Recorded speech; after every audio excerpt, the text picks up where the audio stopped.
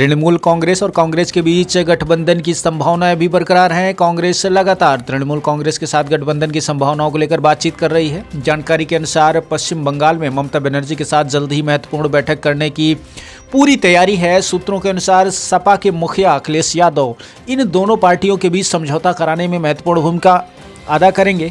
अनुमान यह लगाया जा रहा है कि इंडिया गठबंधन में उत्तर भारत की जिन पार्टियों के साथ सीट शेयरिंग के फार्मूले पर पेच फंसा है, वहां पर अभी भी गठबंधन के बरकरार रहने की संभावनाएं हैं। सूत्रों के मुताबिक कांग्रेस के नेताओं की ओर से तृणमूल कांग्रेस के नेताओं से गठबंधन जारी रखने और सीट शेयरिंग के फार्मूले पर शनिवार को बातचीत हुई है। इस बातचीत को आगे बढ़ाने वाली टीम में एक महत्वपूर्ण सदस्य ने बताया कि दोनों पार्टियां गठबंधन और सीट शेयरिंग के फार्मूले पर तैयार हैं। हालांकि कुछ मामलों को लेकर दोनों में अभी भी मतभेद है। सूत्रों के अनुसार समाजवादी पार्टी के मुखिया अखिलेश यादव ममता बनर्जी और कांग्रेस के बीच सुलह का एक प्रमुख जरिया बनेंगे। गठबंधन में शामिल एक प्रमुख दल के वरिष्ठ नेता बताते हैं कि अखिलेश यादव और ममता बनर्जी की जो केमिस्ट्री है, उसमें वो सकारात्मक भूमिका के साथ गठबंधन को मजबूत करने के लिए आगे आ सकते हैं। इसी बीच समाजवादी पार्टी ने कांग्रेस को यूपी में 11 सीटें दी हैं ताकि जो लोकसभा का चुनाव होने वाला है उसमें आसानी हो और दोनों पार्टियां मिलकर चुनाव लड़ें। उससे इस बात की संभावना बनी है कि अन्य राज्यों में भी कांग्रेस की ओर से सीटों को लेकर ज़्यादा दबाव नहीं होगा। सूत्रों के मुताबिक उत्तर प्रदेश में जिस तरह से कांग्रेस को समाजवादी पार्टी की ओर से सीटें दी गई हैं, उससे अन्य राज्यों में भी सीटों के बंटवारे पर बेहतर सामंजस्य बना हुआ दिख रहा है। गठबंधन के वरिष्ठ नेता बताते हैं कि पश्चिम बंगाल में सीटों को लेकर ममता बनर्जी के साथ कोई भी पेच फंसा नहीं है। उनका कहना है कि यहां पर कांग्रेस पार्टी और तृणमूल कांग्रेस के नेताओं के बीच मतभेद हैं, जिनको लेकर ममता बनर्जी से नाराजगी जाहिर की गई है। अकेले चुनाव लड़ने का जो ऐलान किया गया था वो भी इसी का नतीजा था। वो कहते हैं कि ममता बनर्जी ने सभी सीटों पर अभी अपने प्रत्याशी घोषित नहीं किए हैं, इसलिए कांग्रेस और ममता के बीच अभी भी बातचीत का रास्ता खुला है। संभावना यह है कि दोनों पार्टियां एक बार फिर इस मुद्दे पर बैठक करेंगी।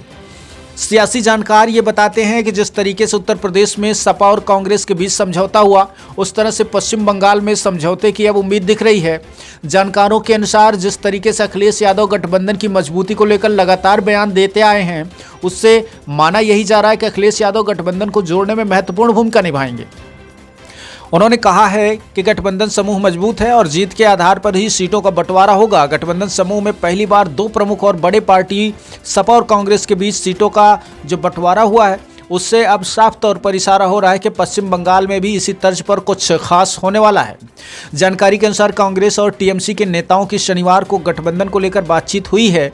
इस बातचीत में उन मुद्दों पर चर्चा हुई जिसको कांग्रेस और तृणमूल कांग्रेस के बीच मतभेद का कारण बताया जा रहा है। सूत्रों की माने तो कांग्रेस ने पश्चिम बंगाल में सीटों के बंटवारों पर चर्चा करने के बजाय गठबंधन को आगे ले जाने पर सबसे ज़्यादा जोर दिया।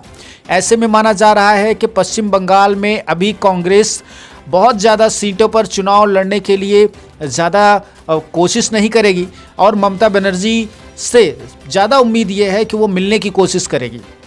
कांग्रेस पार्टी के वरिष्ठ नेता बताते हैं कि अगर ममता बनर्जी किसी कारण से नाराज हैं तो उनको मनाया जाएगा। कांग्रेस पार्टी के राष्ट्रीय महासचिव जयराम रमेश कहते हैं कि ममता बनर्जी के बगैर विपक्षी गठबंधन इंडिया की कल्पना नहीं हो सकती। उन्होंने कहा है कि लोकसभा के चुनाव में इंडिया गठबंधन एकजुट होकर चुनाव लड़ने वाला है। ममता बनर्जी उनके साथ पश्चिम बंगाल में मिलकर चुनाव लड़ेंगी। ब्यूरो रिपोर्ट, नई दिल्ली।